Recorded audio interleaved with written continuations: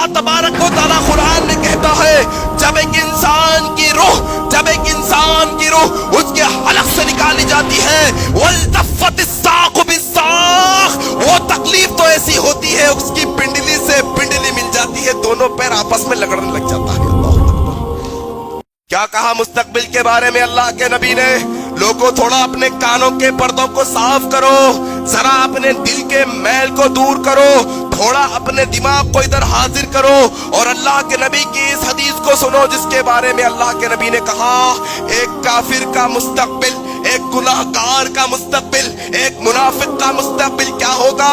اللہ کے نبی جناب محمد رسول اللہ کہتے ہیں جب ایک گناہگار کی روح نکالنے کا وقت آ جائے گا وہ آسمان سے دو کالے کالے فرشتوں کا نزول ہوگا جو جہنم کا ٹاٹ اپنے ساتھ لائے ہوں گے۔ ابھی روح نہیں نکالی گئی، روح نکالنے سے پہلے وہ فرشتے آ کر اس کے پاس بیٹھ جائیں گے، تھوڑی دور پر بیٹھ جائیں گے۔ کون آئے گا؟ فرشتہ آئے گا۔ کون سا؟ روح کو نکالنے والا، وہ روح کو نکالنے والا جس نے آدم کی روح کو بھی نکالا تھا، وہی فرشتہ آئے گا جس نے نوح کی روح کو بھی نکالا تھا، وہی فرشتہ آئے گا جس نے ابراہیم کی روح کو بھی نکالا تھا، وہی فرشتہ آئے گا جس نے جناب محمد الرسول اللہ کی روح کو نکالا تھا، وہ وہی فرشتہ ہوگا لوگوں جو تمہاری روح کو بھی نکالے گا اور میری روح کو بھی نکالے گا۔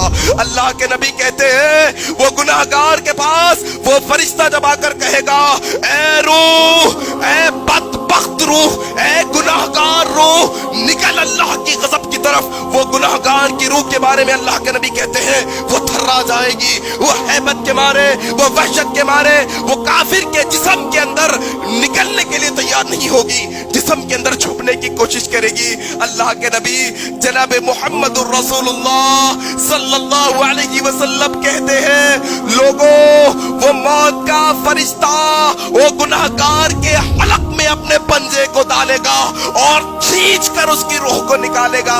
ایسا ہی انجام ہوگا جیسے اون کا کپڑا ہوتا ہے، جیسے ململ کا نرم کپڑا ہوتا ہے، کانٹوں کے اوپر کانٹی دار چیز پر ڈال کر جب اسے کھینچا جاتا ہے تو اس کا تار تار کھینچا چلا آتا ہے، انسان گناہگار کی روح کھینچ کر نکالی جائے گی۔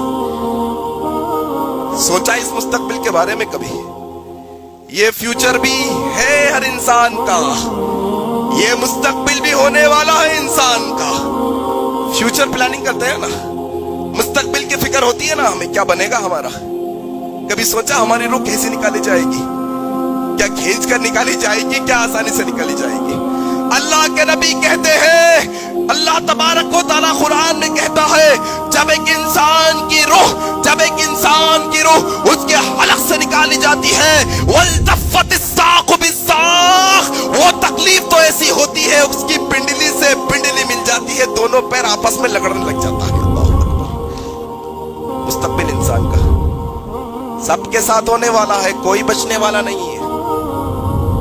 چاہے تم ایکسیڈنٹ میں مارے جاؤ تو بھی روح نکالی جانے والی ہے، تم چھت پر سے گر کے مر جاؤ تمہاری روح ایسے ہی نکالی جانے والی ہے، تم سمندر میں ڈوب کر مر جاؤ تمہاری روح ایسے ہی نکالی جانے والی ہے، تمہارے ہارٹ اٹیک آ جائے تمہاری روح ایسے ہی نکالی جانے والی ہے، تمہیں کینسر ہو جائے تمہاری روح ایسے ہی نکالی جانے والی ہے، تم بستر پر نارمل پڑے پڑے مر جاؤ تمہاری روح ایسے ہی نکالی جانے والی ہے۔ یاد رکھنا سب کی روحوں کو نکالا جائے گا۔ یہ مستقبل اس کا ہوگا جو اللہ کا نافرمان بندہ ہوگا، جو نبی کا اطاعت کرنے والا نہ ہوگا، جو قرآن کے حکموں کو نہ مانا ہوگا۔ یہ منافق اور مشرک اور کافر کی روح، گناہگار کی روح اس طرح سے نکالی جائے گی۔